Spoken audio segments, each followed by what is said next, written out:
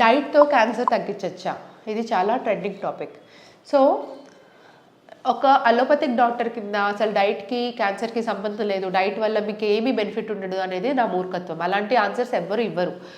Diet అనేది complementary with chemotherapy, surgery, క్యాన్సర్కి ఏదైతే ట్రీట్మెంట్ ఉందో దాన్ని తీసుకుంటూ గుడ్ డైట్ ఉంటేనే మీకు ఓవరాల్గా ట్రీట్మెంట్ అనేది పనిచేస్తుంది.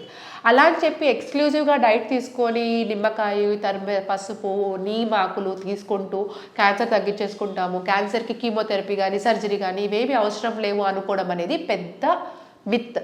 దానివల్ల మీకు చాలా హాని జరుగుతుంది. అలాంటి ఫాల్స్ క్లెయిమ్స్కి పడకండి. ఎందుకంటే చాలామంది మళ్ళీ అడ్వాన్స్ స్టేజెస్లో, ప్రాణం కోల్పోయే స్టేజెస్లో మా దగ్గర వస్తున్నారు. కాబట్టి ఇది చెప్పడం మనకు చాలా ఇంపార్టెంట్. సో డైట్ అనేది కాంప్లిమెంటరీ, కానీ ఎక్స్క్లూజివ్గా క్యాన్సర్ని కంట్రోల్ చేయడానికి మాత్రం పనికిరాదు.